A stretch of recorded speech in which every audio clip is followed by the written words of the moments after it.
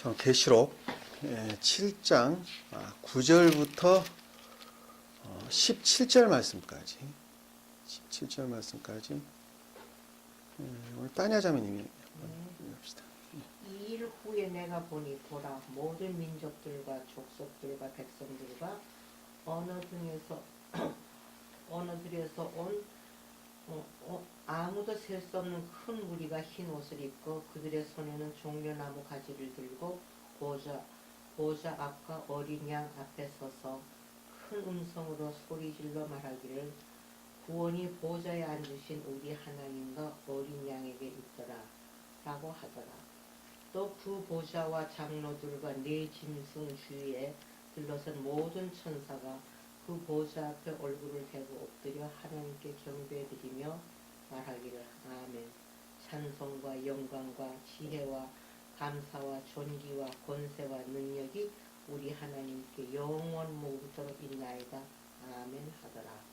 그때 장로 가운데 한 사람이 대답하여 나에게 말하기를 흰 옷을 입은 이 사람들이 누구며 어디서 왔느냐 하기에 내가 그에게 말씀드리기를 주여 당신이 아시나이다 하니 그가 내게 말하기를 이들은 대환란에서 나온 사람들이며 자기들의 옷을 씻어 어린 양의 피로 희게 하였느니라.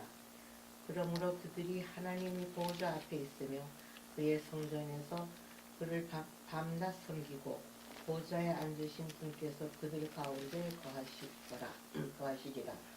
그들이 다시는 굶주리지 아니하고 다시는 목마르지 아니할 것이며 태양이나 어떤 열기도 그들 위에 내려 쬐지 못할 것이다. 이는 그 보좌 가운데 계신 어린 양이 그들을 먹이시고 생수의 샘물로 인도하시며 또 하나님께서 그들의 눈에서 모든 눈물을 씻어 주실 것이기 때문이라 라고 하더라. 아멘. 요즘 계시록을 공부를 하면서 재미있죠? 네. 굉장히 재미있습니다. 재밌다고 하는 것은 이게 무슨 말인지 이제 알아들을 수 있어서 재밌죠. 그동안에는 처음에는 잘 못 알아들어서 아주 소위 세상 말로 용을 쓰는 그런 과정을 우리가 겪었습니다. 이 말씀이라는 것이 그렇습니다. 어느 누구나 다 할 것 없이 마찬가지죠. 저 또한 마찬가지였습니다. 그럼에도 불구하고 이제 공부를 하면 할수록 이것이 참 진리구나. 이러니까 이것이 성경 말씀이구나 하는 것을 우리가 마음으로부터 고백을 안 할 수가 없는 것입니다. 그래야지 하나님이시지, 그래야지 주님이시지 하는 말이 감탄사가 절로 나옵니다.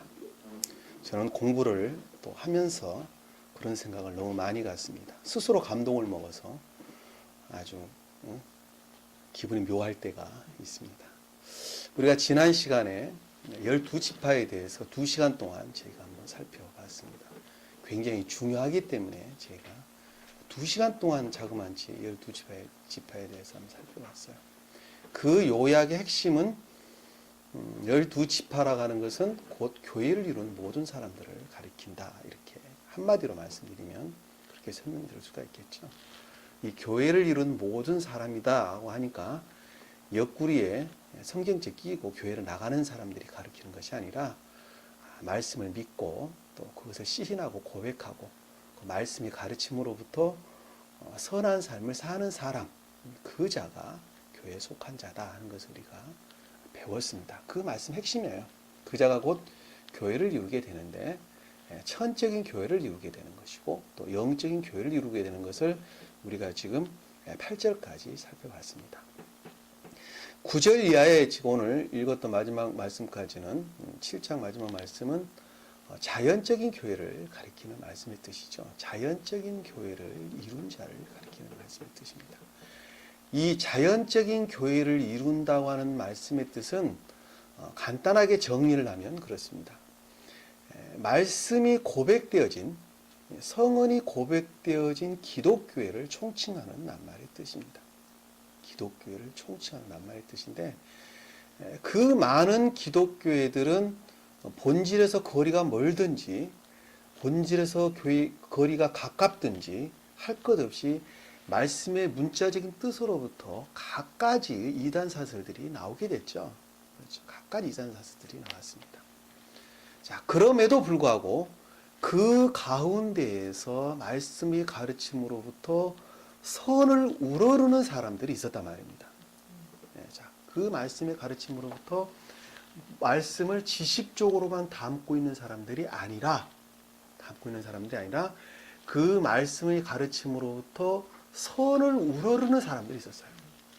일단 내가 말씀의 가르침으로부터 선하게 사는 것이 곧 주님이 내게 주신 삶이다라고 생각하는 사람들이 많이 있었어요. 그리고 그렇게 소박한 삶 가운데 사는 사람들이 있었단 말입니다. 그 자들을 가리켜서 지금 9절 이하에 쭉 기록되어 있는 말씀의 뜻입니다. 그러니까 그것을 머리에다 담고 그 아랫부분에 이제 기록되어 있는 말씀들을 풀어보면 말씀의 가르침 좀 더 명확하게 우리가 이해가 될 수 있을 것이다 하는 것을 말씀드립니다. 좀 더 넓게는 기독교회뿐만이 아니라 이방 종교까지 다 포함하는 개념을 담고 있는 것입니다.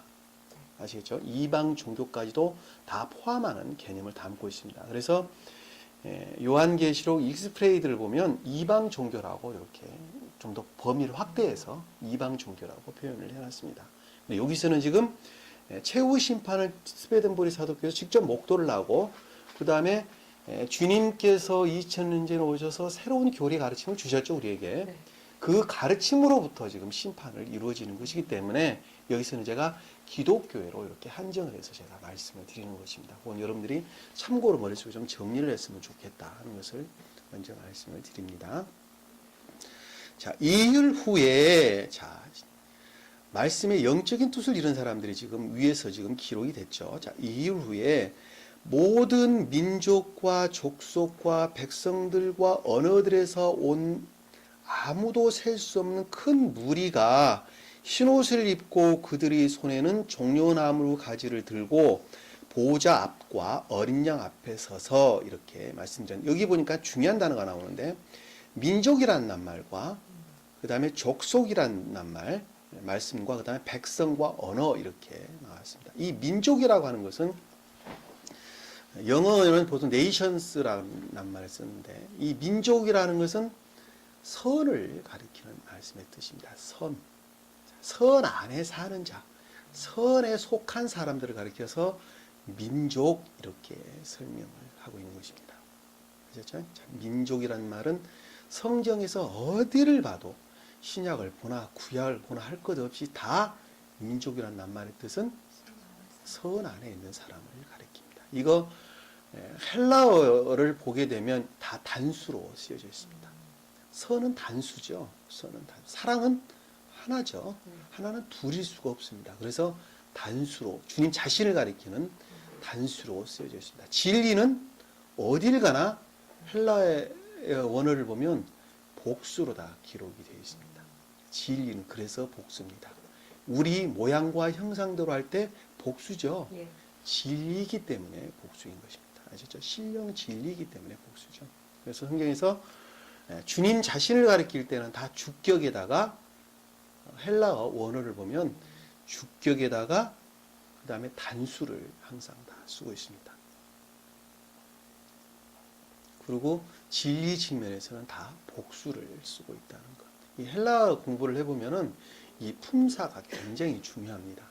이것이 명사냐, 대명사냐, 그리고 이것이 주격으로 쓰여졌느냐, 소유격으로 쓰여졌느냐, 또는 역격, 무슨 목적격, 뭐 여러 가지 말들이 나오는데, 그 다음에 이 말씀의 뜻이 남성이냐, 여성이냐, 이 낱말의 성품이 남성으로 쓰여졌느냐, 여성으로 쓰여졌느냐, 아니면 중성으로 쓰여졌느냐, 그리고 이것이 1인칭이냐, 2인칭이냐, 3인칭이냐, 이 낱말들이 전부 다 굉장한 중요한 영적인 뜻들을 다 담고 있습니다.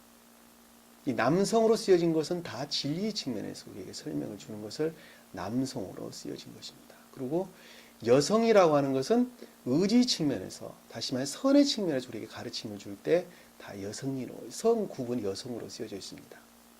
그리고 주님에 관한 낱말의 뜻은 전부 다 주격으로 쓰여져 있습니다. 주격으로 쓰여져 있어요. 그리고 그 낱말은 다 단수로 이루어져 있습니다. 그리고 중성은 선과 진리에 관한 설명을 우리에게 줄 때 항상 중성으로 쓰여져 있습니다. 헬라어 공부하는 사람들 몰라요, 이건. 그들은 그냥 문법적으로 분석만 할 줄 알지 이런 말인지를 잘 모릅니다. 제가 공부를 하다 보니까 그와 같은 의미를 다 담고 있다는 것을 제가 말씀드립니다. 하나 없이 다 그렇게 되어 있습니다. 주님의 자신에 관한 말은 전부 다 단수로 기록되어 있습니다. 참 놀랍죠. 그거 보면. 요 밑에 보면 그러니까는 찬송, 영과 지혜, 감사, 존귀, 권세, 능력 다 이것은 다 단수로 기록돼요. 주님 자신을 가리키는 말씀의 뜻입니다. 아시겠죠? 우리 측면에서 우리를 가리키는 말이 아니란 말이에요. 다 주님 자신을 가리키는 말씀이죠. 그래서 민족이라는 낱말도 단수로 쓰여졌다 하는 것은 선의 측면, 선으로서의 주님 자신을 가리키는 말씀의 뜻이다 하는 것을 우리가 쉽게 알 수 있다.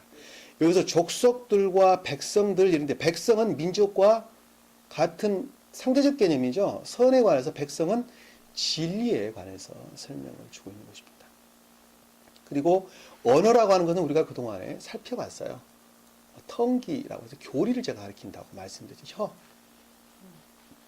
이 혀라고 하는 폐, 헬라어로 보면 히브리어로 보면 페라고 하는 알파벳입니다. 페, 혀라는 뜻인데 페라고 하는 말은 교리를 가리키는 말씀의 뜻입니다. 그래서 이 언어라는 말은 곧 교리를 가리키는 말씀의 뜻입니다. 이 번역은 텅기라고 번역이 되어 있는데 다 교리를 가리킨다는 거.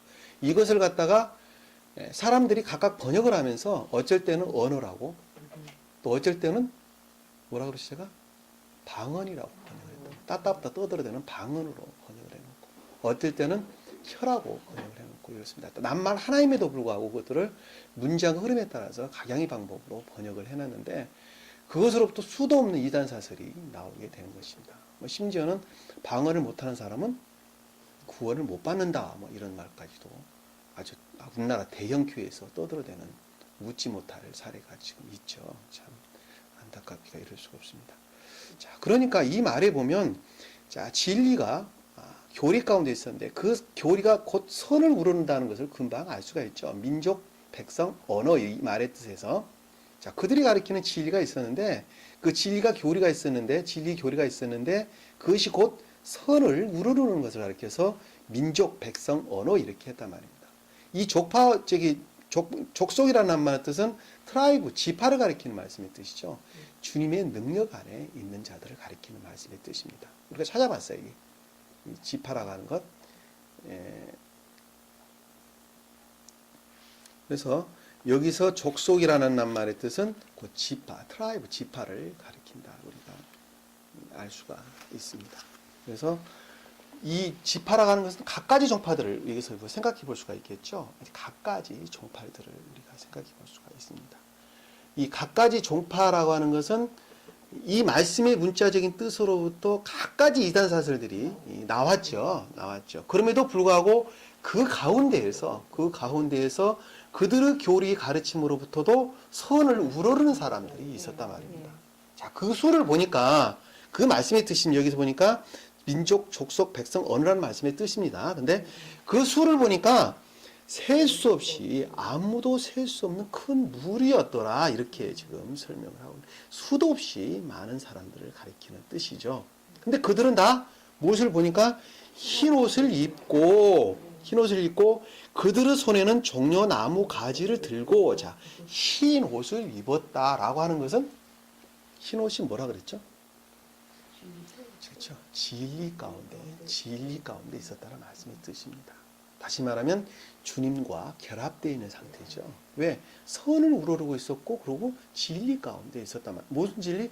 자연적 진리 가운데 지금 있는 자들을 가리키는 말씀의 뜻이죠. 진리 가운데 있었단 말이에요. 그 말씀을 갖다서 흰 옷을 입고 그들의 손에는 종려나무 가지를 들고 자, 그들의 손이라는 것은 능력이라고 그랬죠. 진리에서 비롯된 능력이다 하는 것을 알 수 있어요. 이 종려나무라고 하는 것은 신령 진리로서 주님을 가리키는 말씀의 뜻입니다. 아시겠죠? 자, 종려나무 가지는 능력이죠. 가지는 곧 능력, 홀, 막대기, 주님 능력을 가리키는 말씀의 뜻입니다. 그러니까 이것을 하나로 통합해서 만들어 보면 해석을 해보면 신령 진리로부터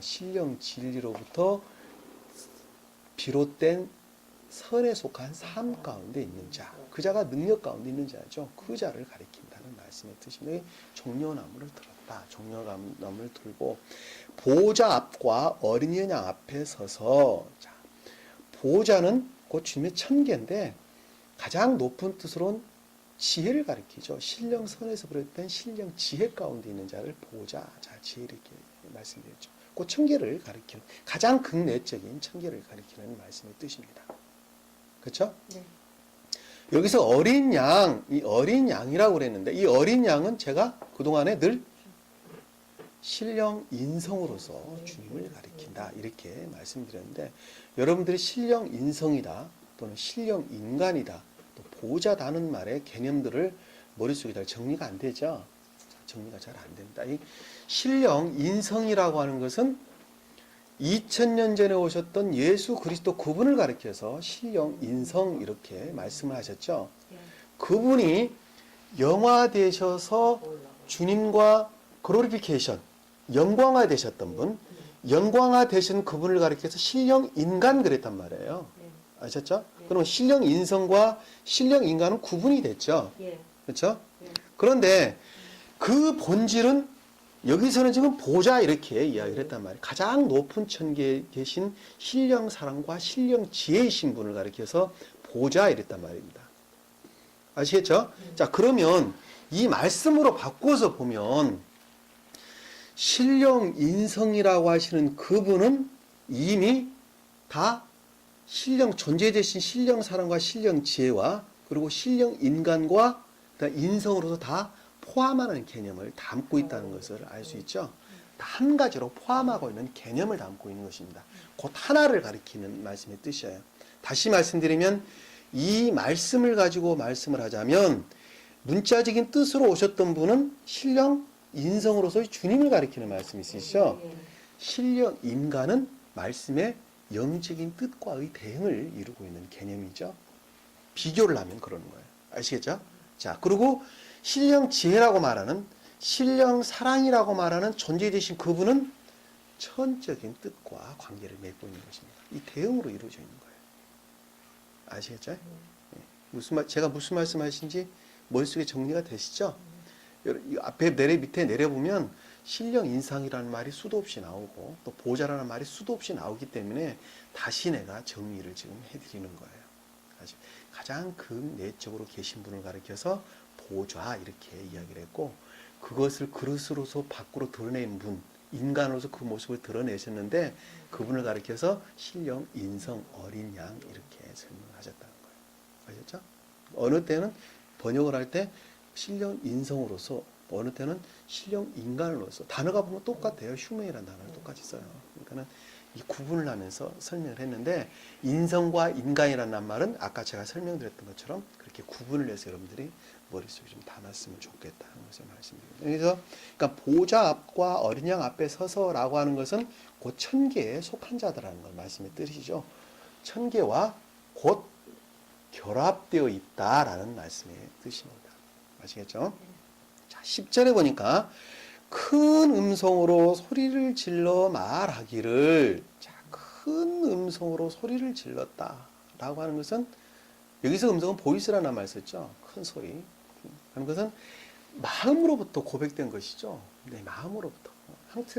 상태적으로 바꿔보면 아주 큰 소리로 불렀다는 말은 내 아주 깊은 마음으로부터 고백되어지는 것을 지금 가리킨다는 소리가 얼마든지 생각해 볼 수가 있겠죠. 자, 우리 마음 깊은 곳으로부터 고백이 되어지는 것을 가리켜서 큰 음성으로 소리질러 말하기를, 구원이 보좌에 앉으신 우리 하나님과 어린 양에게 있도다라고 하더라. 자, 구원 이렇게 나왔는데, 이 구원을 보통 지금 우리 NIV나 보통 성경에서 번역을 하기를 salvation이라는 말로 썼는데, 제가 salvation이라는 말과 예전에 설명을 한번 드렸죠.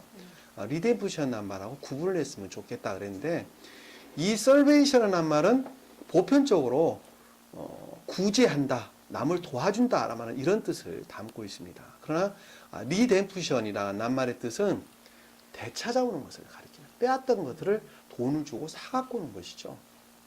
속전을 주고 사갖고 오는 것입니다. 되찾아오는 것을 지옥의 영들을 우리는 뺏겼죠. 네. 우리 영이 지옥의 영들로 뺏겼습니다. 뺏겼던 것을 주님께서 다시 찾아오는 것을 가리키는 말씀의 뜻입니다. 이것이 곧 구원이죠. 어떤 책에 보면 딜리버랜스라는 말도 씁니다.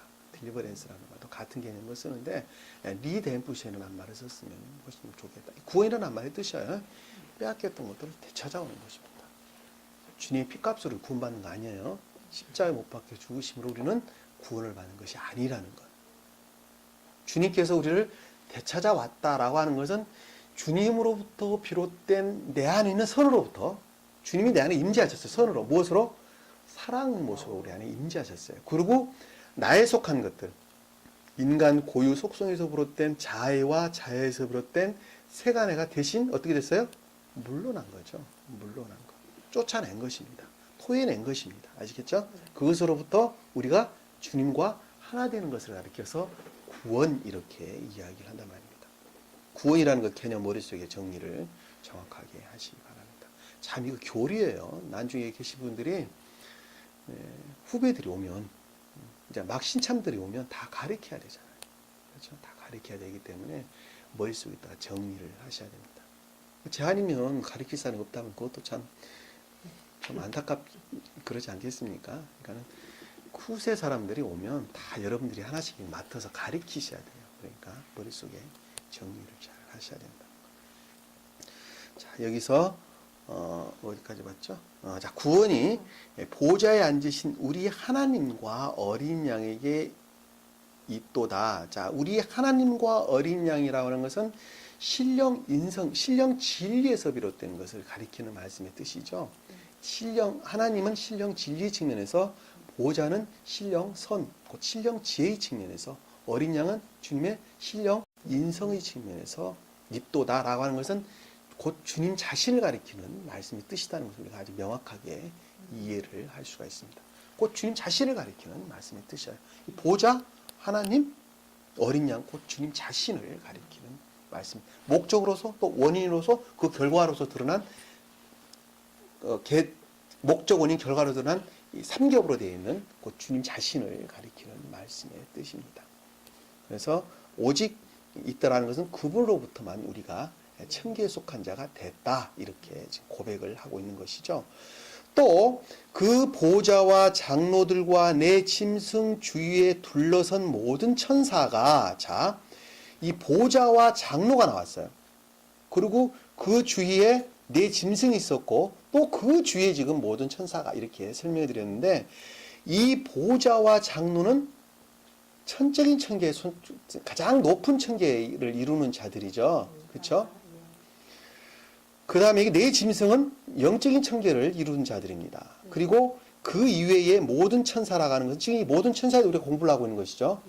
자연적 천계를 이루고 있는 자들을 가리키는데, 다시 말하면 모든 천계를 가리킨다는 것을 우리가 알 수가 있어요.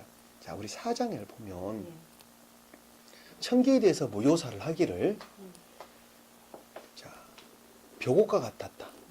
그리고 홍보석 같았다. 그랬죠? 우리 봤죠? 그리고 그 주위에는 무지개가 있었는데 그 무지개가 에메랄드 같더라, 이렇게 설명을 했었어요. 그것이 곧 주님 자신의 모습이었어요. 그것이 주님이었어요. 그런데 그 보좌 주위에는 24보좌가 있었죠. 그렇죠? 그 보좌에는 24장로가 있었는데 그분이 곧 흰옷을 입고 그다고 머리에는 금멸관을 썼더라, 이렇게 설명이 돼요. 여기서 지금 보좌와 장로가 나왔죠. 가장 높은 천계를 가리킨다는 것을 우리가 금방 알 수 있어요. 그리고 그 보좌에서는 뭐가 나왔죠? 번개가 나왔고, 그리고 지진이 났죠. 천둥 소리가 났죠. 그리고 큰 천둥 소리가 나고, 그리고 거기서 음성이 들렸다, 이렇게. 그리고 그 앞에는 7 횃불이 타고 있었는데 그 7 횃불은 하나님의 7 영이다, 이렇게 지금 설명이 되어 있는 것입니다. 그 4절, 우리가 4장 예전에 우리가 공부를 한번 했던 것입니다. 그리고 그 보좌 앞에는 수정과 같은 유리 바다가 있었는데 거기에는 내 짐승이 있더라, 이렇게 설명이 되어 있었죠. 그리고 앞뒤로 눈이 가득 차 있는데 그 모습이 송아지 같았고 독수리 같았고 사자 같았고 뭐 송아리 같았고 사람 같았고 독수리 같았다 이렇게 지금 설명이 되고 있습니다. 그 모습이 지금 여기 그려져 있는 거예요. 그렇죠? 보면 그 보좌와 장로들은 높은 청계를 가리키는 말씀의 뜻이죠. 네. 그리고 짐승은 영적. 그보다 좀 낮은 청계, 소위 말하면 영적인 청계를. 지키는 거죠. 그 네. 짐승이 그 보호자를 지키는 거죠. 그러니까 그렇죠. 단어를 네, 이렇게 당연하죠. 침략하게. 네. 침략. 계도에 의해서 다 열어 보여주시는 것입니다. 그리고 그 주위에는 지금 수정과 같은 유리 바다가 있었더라라고 하는 속하는 사람들, 소위 말하면 모든 천사인데 이 앞에서 셀 수 없는 수많은 무리를 가리킨다는 것을 우리가 알 수 있어요. 그러니까 이 말씀의 뜻을 그냥 하나로 퉁치면 모든 천계를 가리킨다는 것을 우리가 알 수가 있죠. 그렇죠? 자, 그래서 여기 보니까 모든 천사가 보좌 앞에 얼굴을 대고 엎드려. 자, 보좌 앞에 얼굴을 대고 엎드렸다는 것은 보좌는 곧 천계를 가리키는 말씀의 뜻이고, 이들의 얼굴이라는 것은 내적인 고백이죠. 마음, 얼굴은 그 내면을 가리키는 말씀의 뜻입니다. 우리 겉으로 드러나는 얼굴은 마음의 깊은 그 내면을 가리키는 말씀의 뜻인데, 이 얼굴을 어떻게 했어요? 얼굴을 대고 엎드렸다는 것은 마음으로부터 시인하고 고백하는 것을 지금 가리키는 말씀의 뜻이죠. 그거에 대한 순종이에요. 그리고 그거에 대한 고백이라는 것은 우리 그냥 공부 안 해도 그냥 다 알아요, 이제. 아주 좋습니다. 엎드려, 대고 엎드려 하나님께 경배드리며 라고 하는 것은 주님에 대한 납작 엎드림, 겸비를 뜻한다 하는 것을, 시인과 고백, 겸비를 뜻한다는 것을, 진리에 대한 시인과 고백, 겸비를 뜻한다는 것을 우리가 쉽게 알 수가 있겠다. 자, 말하기를 자, 보니까 아멘 하고 찬송과 영광과 지혜와 감사 그랬는데, 여기서 영광과 지혜와 감사라고 하는 것은 신령 지혜로서 주님을 가리키는, 주님께 대한 고백을 가리키는 말씀의 뜻입니다.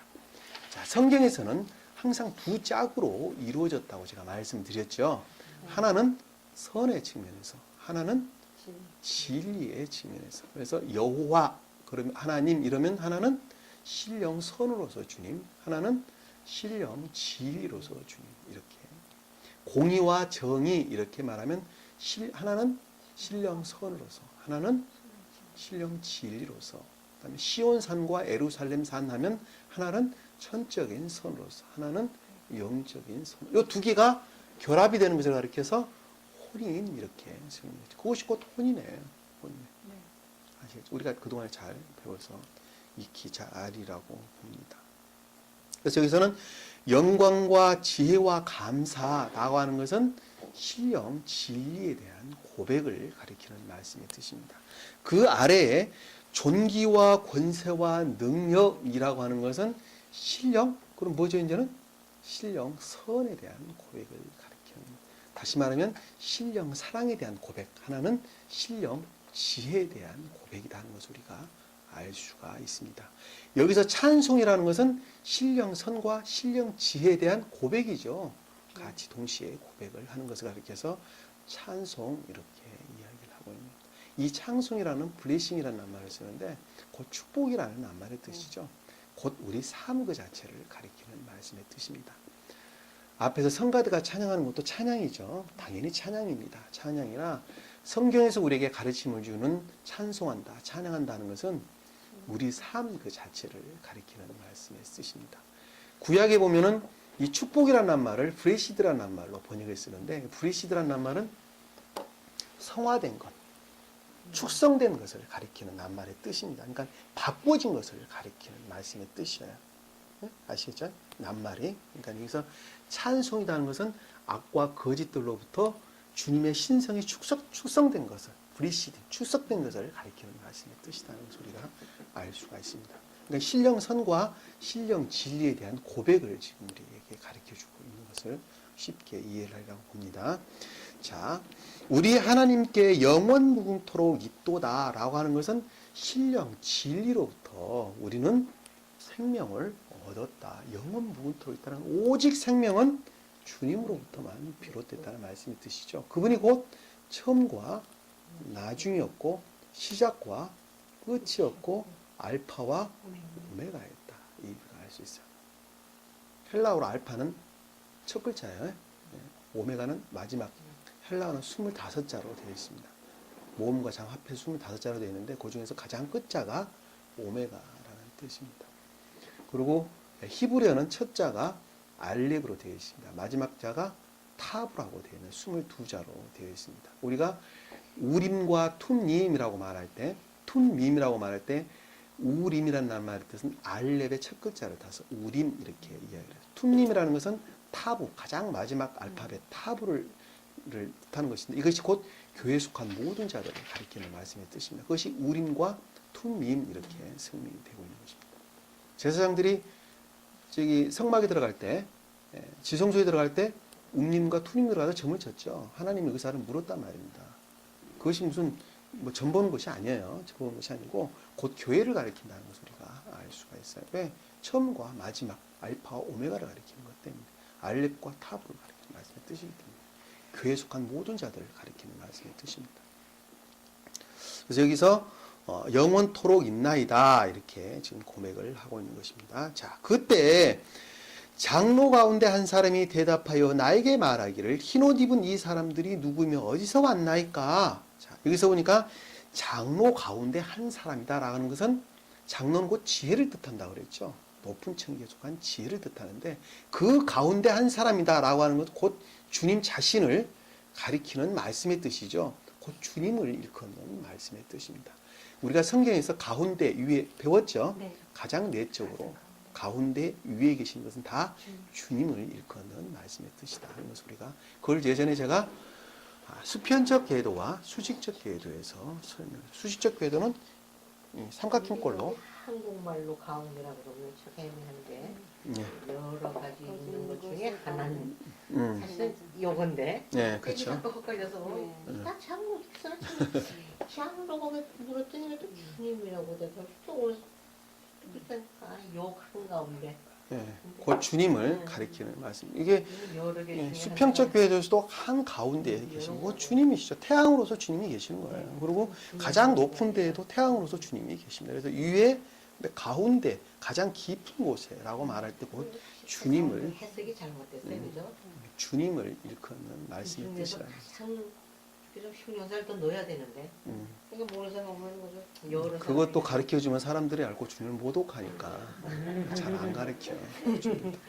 아시겠죠? 참 힘듭니다. 자, 그래서 장로 한가운데라고 하는 건 곧 주님 자신을 가리키는 말씀입니다. 나에게 말하기를, 자, 사도 요한에게 지금 말을 했는데, 사도 요한은 인에 속한 선 가운데 사는 자가 사도 요한이죠. 자, 말하기를, 흰옷 입은 이 사람들이 누구며 어디서 왔느냐라고 지금 말하는 것은 이 많은 사람들에 대한 감탄이죠. 감탄. 야, 이 많은 사람들 어디서 왔느냐. 주님이 너무 기뻐가지고 지금 감탄을 지금 하고 있는 것입니다. 너무 기쁜 거예요, 지금. 감탄을 지금 하고 있다 하는 것을 우리가. 그쵸? 이 보면, 흰옷 입은 이 사람들이 누구이며 어디서 왔느냐. 흰옷 입은 사람들은 이 진리에서부터 선 가운데 있는 자들이 이 말씀의 가르침으로부터 선을 우러르면서 이 살았던 사람들 도대체 이 많은 사람들 어디서 다 왔느냐. 주님이 이렇게 감동을 지금 하고 있는. 야, 참 감동스럽다. 주님 감동스럽습니다. 주님이 지금 감동을 하고 있습니다. 이 흰옷이란 말이 계속 우리 나오는데 이 흰옷이라는 말 우리 복음서에서 우리 한번 구체적으로 한번 옷을 입은 사람을 한번 찾아보도록 하겠습니다. 앞으로도 계속 나오는데 한번 찾아보도록 하죠. 이 마태복음 25장 31절에서 40절 하는 말씀 한번 보겠습니다. 마태복음 25장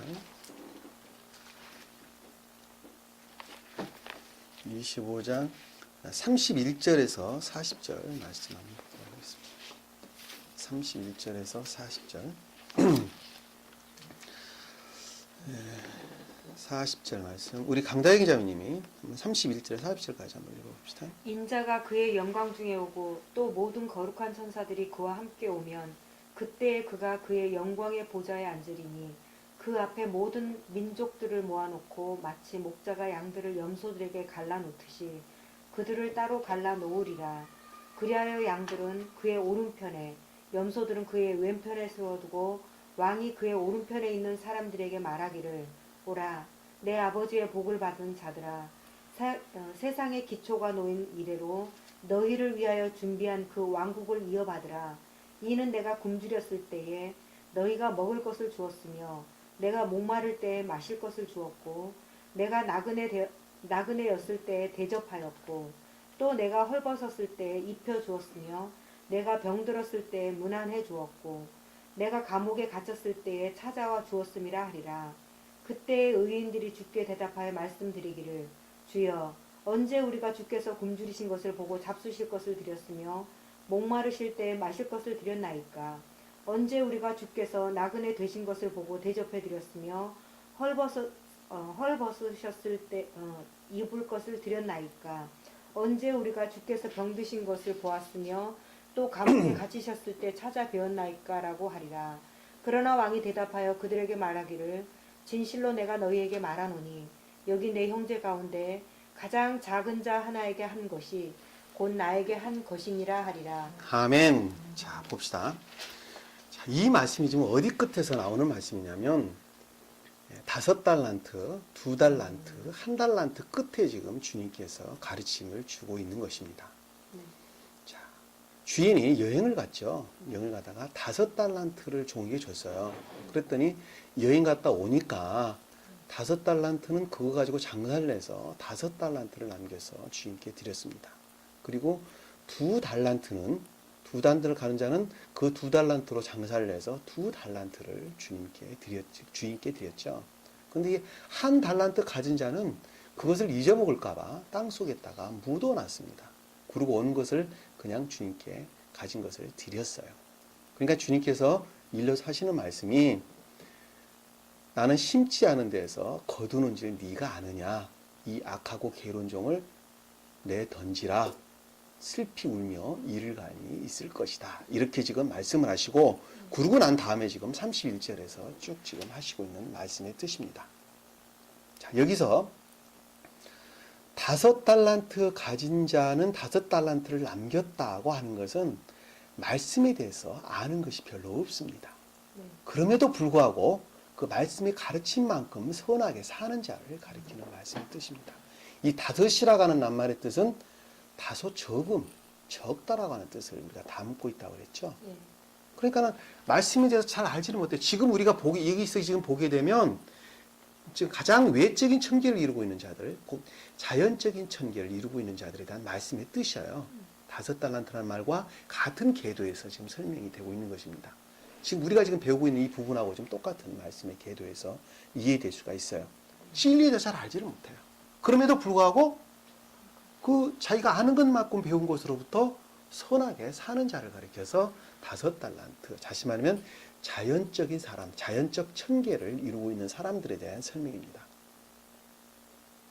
그리고 두 번째는 2달란트를 가졌는데 2달란트를 남겼다라고 하는 것은 영적인 교회를 이룬 자들이죠. 이 둘이라고 하는 것은 두세 사람이 있는 곳에라고 말할 때 선의 측면에서 3이라는 것은 진리, 삶이라는 측면에서 주님께 설명했다고 말씀드렸죠. 이 둘이라는 것은 선과 진리 가운데 있는 자, 곧 영적인 교회를 이루는 자를 가리키는 말씀의 뜻입니다.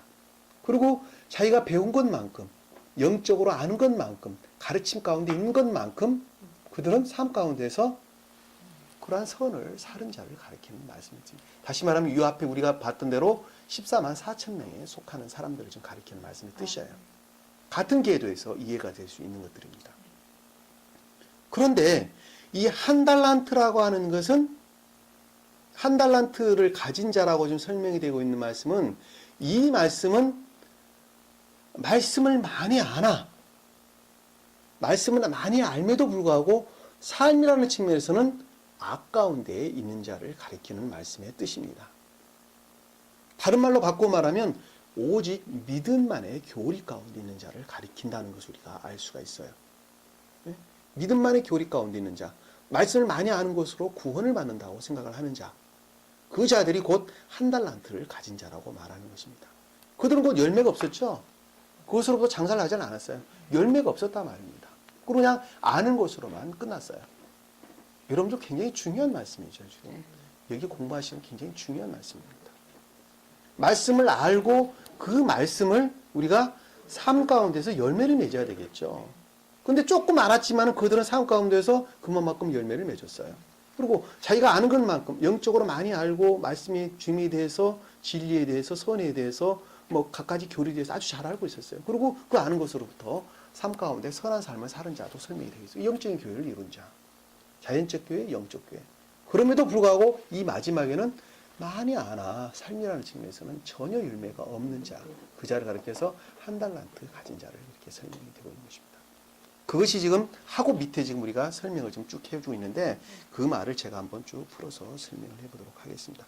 자, 인자가 그 영광 중에 오고 또 모든 거룩한 천사들이 그와 함께 오면, 자, 인자는 말씀으로서 주님을 가리키는 말씀이 뜻이죠. 그동안에 설명을 많이 드렸죠. 이 말씀으로서 주님을 가리키는데, 영광 중에 오고라고 하는 것은 신령 진리로서 주님을 가리키는 말씀의 뜻입니다. 이 말씀이고 신령 진리죠. 모든 거룩한 천사다라고 하는 것도 또 진리 측면에서 우리가 설명을 주고 있는 것입니다. 아시겠죠? 주님 자신을 가리키는 말씀이 뜻이에요. 그와 함께 오면, 자, 온다고 하는 말씀은 말씀이 드러남을 뜻하는 것이죠. 열어 보인다, 드러내 보인다 하는 것을 가리키는 말씀의 뜻입니다. 그때에 그 영광의 보좌에 앉으르니, 그때에 그가 그의 영광의 보좌에 앉으르니, 자, 여기서 말하는 그가라고 하는 것은 주님께 속한 자를 지금 가리키는 말씀의 뜻이죠. 그분들이 곧 주님의 영광의 보좌에 앉는다라고 하는 것은 천계에 간다는 말씀의 뜻입니다. 그렇죠? 자, 그러니까 그 앞에 모든 민족들을 모아 어떤 자가 간다고요? 민족이라 아까 제가 설명드렸죠. 뭐가 어떤 사람이 선안에 있는 자. 자, 선안에. 이 앞에 설명이 명확해지죠. 그러니까 5달란트, 2달란트, 1달란트란 말이 아주 명확하죠. 뒤에 보면 그 모든 민족들을 모아라고 하는 것은 선 안에 있는 자를 가리킨다는 우리가 명확하게 이해를 할 수가 있어요. 마치 목자가 양들을 염소에서 갈라놓듯이, 여기 양은 선 가운데 사는 자, 염소는 오직 믿음 가운데만 있는 자. 다시 말하면 말씀을 지식적으로만 많이 알고 있는 자가 곧 염소죠. 갈라놨단 말이에요. 뭐로부터 갈랐어요? 양으로부터 나눠버렸어요. 그들을. 그리고 양들은 그 오른편에, 염소들은 왼편에 두었다라고 하는 것은, 양은 신령, 그러니까 주님의 능력 가운데 있는 자죠. 오른편은 곧 주님의 능력을 뜻하는, 진령 진리로서의 주님의 능력을 가리키는 말씀의 뜻입니다. 근데 왼편은 반대의 뜻으로 지옥을 가리키는 말씀의 뜻이죠. 왼편은 나눴어요. 오른편과 왼편은 나눠버렸어요. 그러니까 염소에 속한 자들은 지옥에 떨어진다는 말씀의 뜻이죠. 자, 24절에 보니까 오른편에 있는 자들에게 말하기를 내 아버지의 복을 받는 자들아. 그 선이 어디서 비롯됐어요? 존재 대신 신령 사랑으로부터. 내 아버지라는 말은 존재 되시는 분. 아버지라는 것은 여호와를 가리키는 말씀의 뜻이죠. 자, 신령 선으로부터 비롯됐다는, 뭐가? 선이, 선한 열매가 신령 선으로부터 비롯되어져 그것에 대한 고백으로부터 주님과 하나 되는 것을 가리켜서 복을 받는 자, 이렇게 지금 설명이 되고 있는 거죠. 이 복이라는 것 제가 설명을 드렸죠. 겸비에서 비롯된 주님과의 결합을 가리키는 말씀의 뜻입니다. 주님과 하나 되는 것을 가리켜서 복, 이렇게 복을, 그들이 꼭 복을 받는 자들이에요. 어떤 자들이? 오른편에 있는 양이 복을 받는 자. 창세, 세상의 기초가 놓인 이래로 너희를 위하여 준비한 그 왕국을 이어받으리라. 자, 세상의 기초가 놓인 이래로 말했는데, 이 세상이라는 말은 번역이 좀 잘못됐어요. 이 창세라는 말로 바꿔줘야 됩니다. 창세. 이 창세라는 말의 뜻은 기초라는 말, 이 창이라는 말과 세라는 말의 합성어인데, 세상이라는 말에 이 창이라고 하는 것은 파운데이션. 우리 화장품 때 파운데이션 있죠? 기초를 가리키는 말씀의 뜻입니다. 이 세상이라는 세계라는 것은 곧 세계, 더 월드, 세계를 가리키는 말씀의 뜻이죠. 아셨죠? 자, 그 말의 뜻인데, 이 창이라는 말의 어원을 보면, 그러니까는 이 파운데이션, 기초라고 하는 낱말을 보면 그 어원은 종자를 뿌리다, 뭐 창조하다, 잉태하다 이런 말을 담고 있어요. 그 어원이 그래요. 이 카타볼레라는 말을 씁니다. 헬라 원어를 보면. 그래서 그 말의 어원은 내던져지다, 내리치다라는 말의 뜻을 담고 있어요. 창세라는 말에. 다시 말하면 악과 거짓들을 물리치는 것을 가리키는 말. 그것이 창이라는 뜻이에요. 창세. 파운데이션이라는 말의 뜻이에요. 그 어원이에요. 그리고 이 세상이라는 것은 우리가 흔히 알고 있는 낱말, 코스모스라는 말을 쓰는데, 이 코스모스라고 하는 낱말의 뜻은 장식하다라는 말의 뜻이에요. 장식하다, 치장하다라는 그 어원을 담고 있어요. 그래서 가져오다, 뭐 마련하다 이런 뜻을 어원을 담고 있습니다. 다시 말하면 이 말을 붙여서 하나로 해석을 하게 되면 거짓들을 물려내고 주님 것을 결합하는 자를 가리키는 말씀의 뜻이라는 것을 우리가 명확하게 이해를 할 수 있단 말입니다. 다시 말하면 거듭남, 중생한 자, 거듭나는 자를 가리키는 말씀의 뜻이에요. 이 말씀의 뜻이 세상의 기초가 놓인 이래로라는 말씀의 뜻이에요. 네. 다시 말하면 거듭난 중생한 자를 지금 가리키는 말씀의 뜻이란 말입니다. 네. 그 자가 어떤 나를 차지하냐? 주님의 왕국을 차지하는데 곧 천계를 이룬다는 말씀의 뜻이죠. 명확하죠? 아주 분명하게 우리가 이해를 할 수가 있습니다.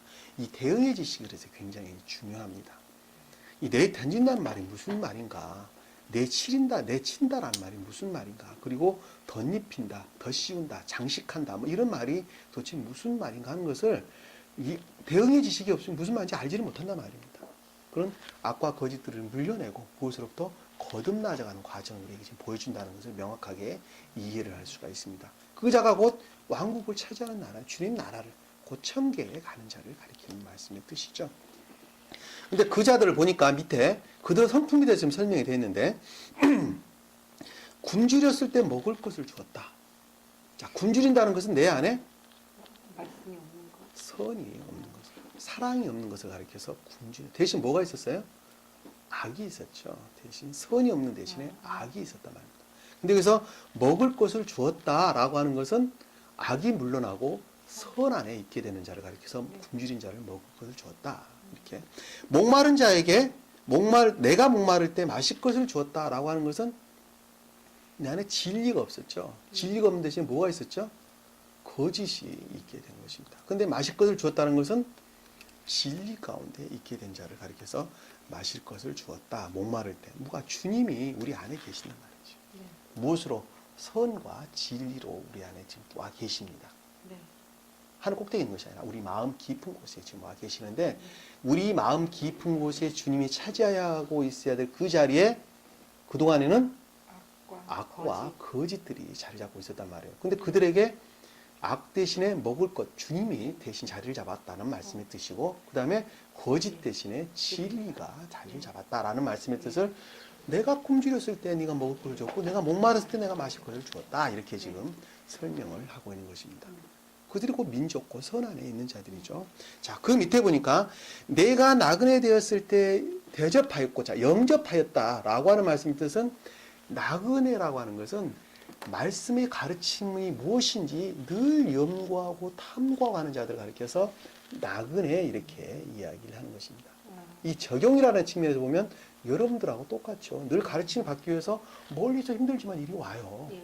콩고하게 해서 온단 말이에요. 그리고 여기서 가서 또 기웃기웃 해보고 저기 가서 또 기웃기웃 해보고 그래요. 그러고도 그러면서 그 진리를 어떻게 됐어요? 말씀의 가르침을 부인하는 것이 아니라 어떻게 됐어요? 영접했다. 가르침을 내 안에 받아들였다는 말씀의 뜻이에요. 연구하고 탐구하고 그리고 그 말씀이 무엇인가 깨닫기 위해서 늘 노력하면서 그 말씀을 받아들이고 영접했다. 받아들였다. 이 말은 나그네였다. 여러분들이 다 나그네입니다.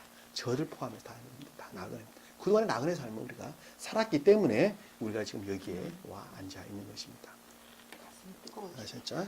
자, 또 내가 헐벗었을 때 입혀줬으며 라고 하는 것은 헐벗었다 라고 하는 것은 수치를 드러낸 것을 가리키는 것이죠. 다시 말하면 진리가 이화되고 변질되었던 것으로부터 바른 진리의 깨달음을 우리가 뜻한다는 것을 우리가 알 수가 있어요. 그것이 헐벗은 거예요. 헐벗었는데 옷을 입혀줬다라고 하는 것은 바른 진리 가운데로 나왔다는 말씀의 뜻이죠. 자, 그리고 내가 병들었을 때라고 하는 것은 선이 모독되었을 때를 가리키는 말씀의 뜻이죠. 모독된 것으로부터 바른 선 가운데로 이렇게 인도되는 바른 선 가운데 바른 선 가운데 삶을 사는 자를 가리켜서 병들었을 때 문안해 주었다 이렇게 지금 설명을 하고 있는 것입니다.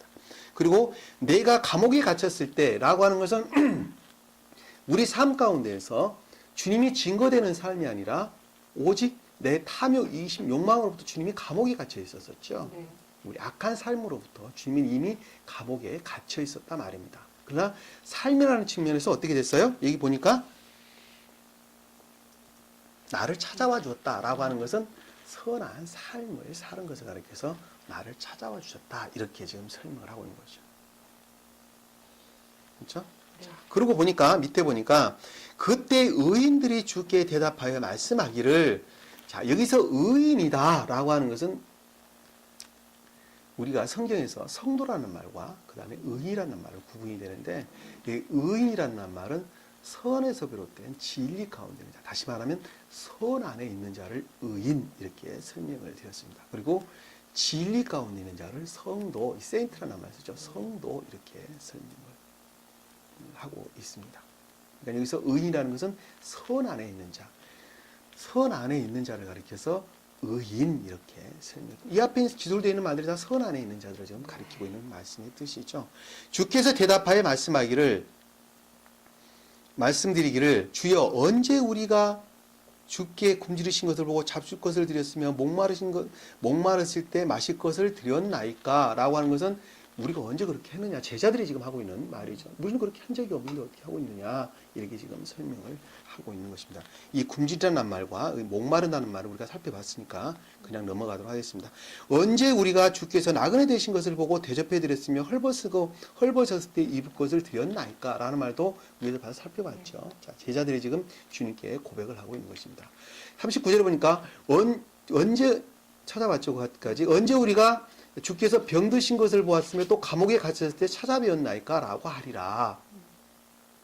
이거는 지금 주님께서는 이렇게 영적인 뜻으로 이렇게 뭐 선 안에 살고 뭐 이렇게 선이 모독되는데 바른 선을 인들고 이런 거를 말씀하시는데, 지금 이 제자들은 그 문자적인 뜻으로, 그렇죠. 그 말의 뜻이 지금 네. 무슨 말인지를 지금 지금 모르고 있는 몰라서, 거죠. 네. 네. 제자들은 지금 그 말에 대해서 전혀 지금 여기서 소위 말하면 네. 의인이라고 말하는 선 안에 있는 자들인데, 네. 그것이 곧 주님으로부터 비롯된 선인 것을 그들은 깨닫지를 지금 못하고 있는 것이죠. 그러니까 이 헐벗었다는 말이 무슨 말인지를 모르고 굶주렸다는 말이 무슨 말인지를 모르고 있단 말이에요. 제자들이 지금 그러고 있는 것입니다. 지금 그런 사람 수도 없이 많죠. 그렇죠. 다 여러분들 이야기고 다 제 이야기입니다. 다른 사람 이야기 아니고.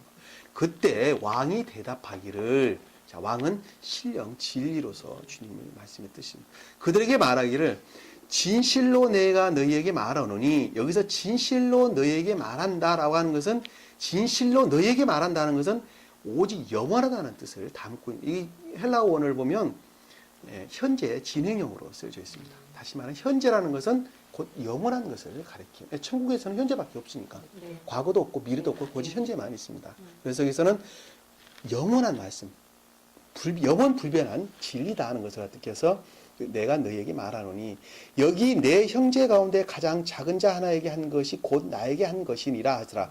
자, 내 형제라고 하는 것은, 나라고 하는 것은 곧 주님 자신을 가리키는 말씀의 뜻이고, 형제라고 하는 것은 주님에서 비롯된 선으로부터 진리 가운데 있는 자를 형제 이렇게 설명을 하는 것입니다. 선에 속한 진리 가운데 있는 자가 형제죠.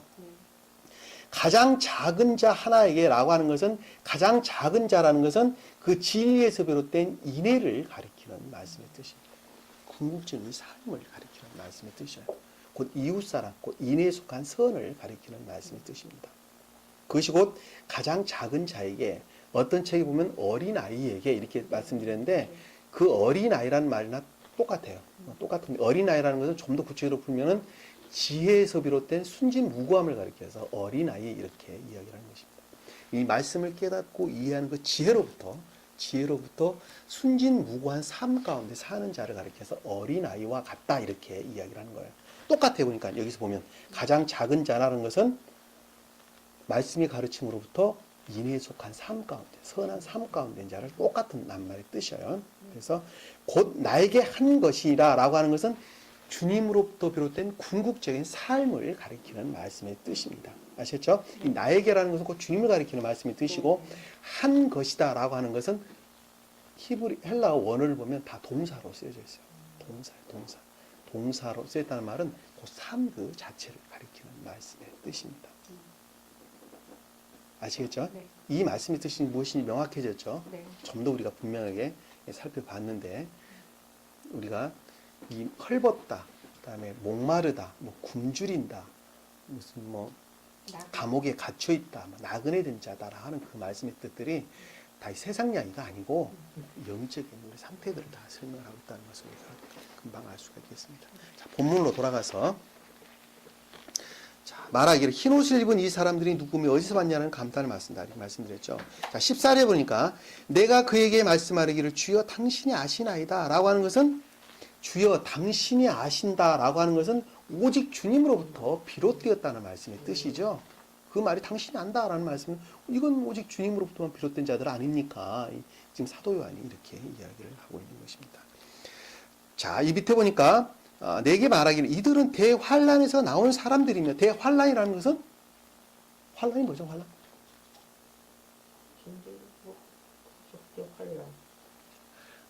마지막에 남아서 거짓으로부터 악 가운데 있는 자들, 또는 악으로부터 거짓 가운데 있는 자들, 환란 가운데 있는 자들이죠. 그렇죠?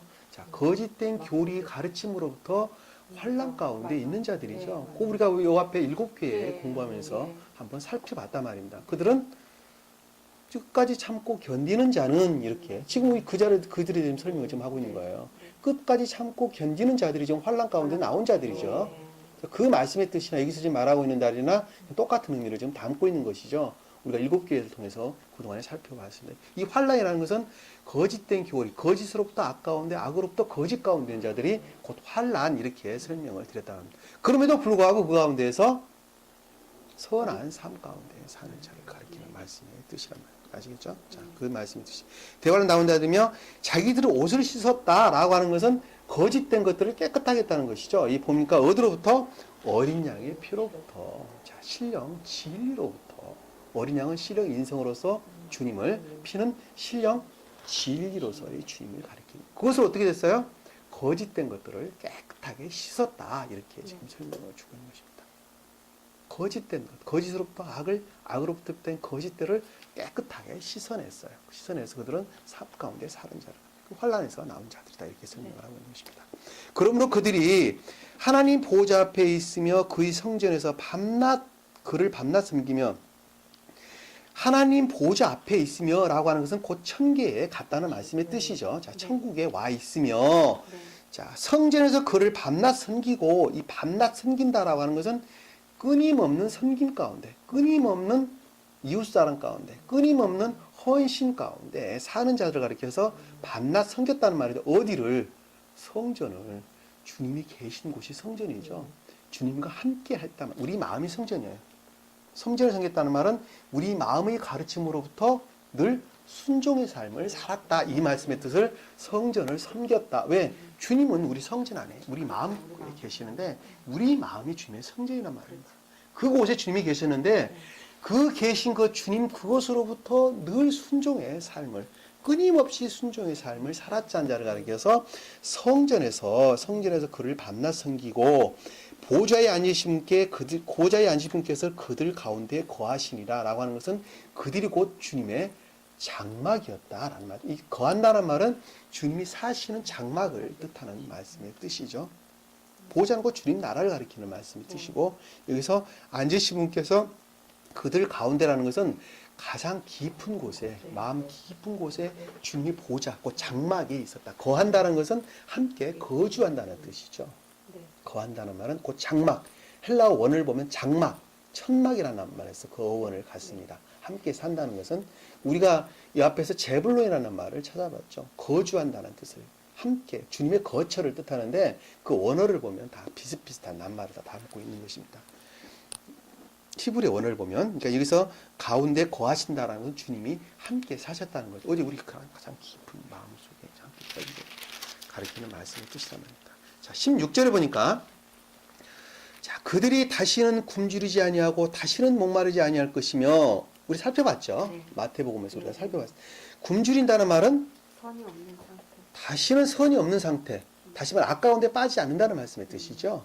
다시는 굶주리지 않는다라고 하는 것은 악 가운데 빠지지 않을 것이다. 선 안에 있을 것이라는 것이죠. 그 다음에 목마르지 아니한다라고 하는 것은 다시는 거짓 가운데 빠지지 않고 진리 가운데 있을 것이다. 목마른다는 것은 물이 없다는 것을 가리키는 말. 물은 성경에서 다 진리를 가리키는 말씀의 뜻이죠. 그렇죠? 먹을 것이 없다. 굶주린다는 것은 선의 측면에서 우리가 주고 있습니다. 우리가 성만찬 때도 빵과 포도주 이렇게 돼. 빵은 선의 측면에서 포도주는 진리 측면에서 우리에게 지금 설명을 주고 있는 것입니다. 자, 태양이나 어떤 열기도 그 위에 내리쬐지 못할 것이다. 이 태양은 주님의 사랑을 뜻하죠. 열기라는 것은 사랑에서 비롯된 애정을 뜻하죠. 애정을 뜻하는데 여기서는 이제 반대의 뜻을 담고 있어요. 그렇죠? 여기서는 지금 반대의 뜻을 담고 있으니까 사랑 대신에 뭐예요?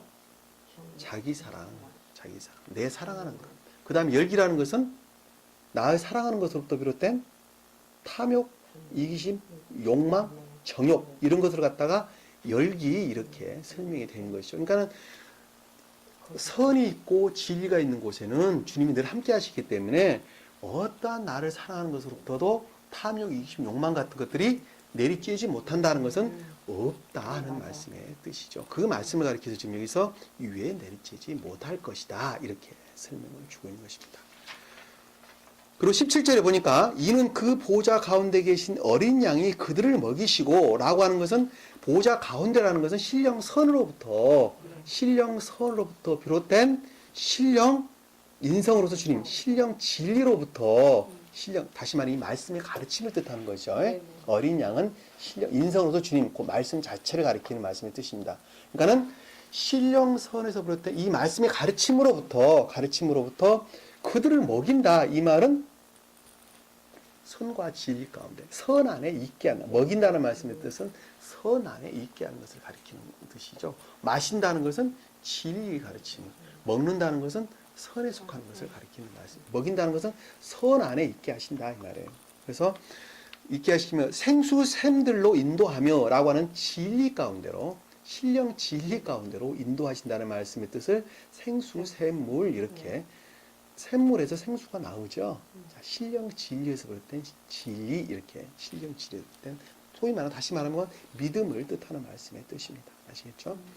또 하나님께서 그들에게 눈에서 모든 눈물을 씻어줄 것이기 때문이다 하고 하시더라. 자, 하나님께서 그들의 눈에서 모든 눈물을 씻어주실 것이기 때문이라고 하더라 라고 하는 것은 다시는 그러한 고통이 없을 것이라는 말씀의 뜻이죠. 눈물을 흘리지 않는다는 것은 씻어준다는 말은 다시는 고통, 다시 말하면 거짓된 가르침으로부터 다시는 고통이 없을 것이기 때문이다 하는 것을 우리에게 지금 말씀을 주고 있는 것입니다. 하나님은 신령 진리의 가르침으로부터 다시는 거짓된 교리 가운데 거짓된 교리 가르침 가운데 빠지지 않을 것이기 때문이다. 이렇게 설명을 주고 있는 것입니다. 그것이 곧 눈물을 씻어주신 것이죠. 다시 말하면 참 평화가 임하는 것을 우리에게 가르쳐주고 있는 말씀이 뜻입니다. 우리가 오늘 말씀을 7장 17절까지 다 살펴봤습니다. 천기에 속한 자들이 어떤 자들인가 하는 것은 우리가 좀 더 아주 명확하게 이해를 했으리라고 봅니다. 우리가 기억 속에 담는 것은 지식으로만 아는 것은 우리가 공부를 했듯이 아무 소용이 없습니다. 천계는 우리 마음속에서 이루어지는 것이 아니라 궁극적으로 우리 삶 가운데서 이루어진다는 것을 잊어버리시면 안 됩니다.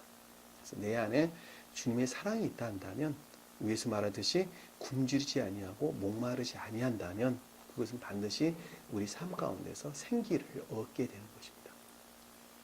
그 생기가 없는 자는 곧 목마른 자고 굶주린 자라는 것을 우리가 금방 알 수가 있습니다. 이 계시록뿐만이 아니라 아까 우리가 마태복음에서도 살펴봤지만 주님은 처음부터 끝까지 다 한 가지를 말씀하고 계시는 것을 우리가 볼 수가 있습니다. 이 구약에서도 똑같이 다 살펴봤죠. 똑같은 말씀을 처음부터 끝까지 다 말씀을 해주고 있는 것을 우리가 볼 수가 있습니다. 그래서 이 구원받는 것은 쉽지가 않습니다. 그리고 어렵지만 또 쉬운 것입니다. 어려운 것이 아니에요. 그러면서 악한 사람에게는 굉장히 어렵죠. 우리가 말씀을 배운 것만큼 우리가 삶 가운데 실천하는 저와 여러분 되기를 간절히 축원합니다. 아멘. 기도합니다. 사랑의 주님, 오늘 또 주신 말씀 감사드립니다. 무엇보다도 주님께서 밝히 말씀을 깨달아 알고 이해할 수 있도록 은혜 주신 것을 감사드립니다.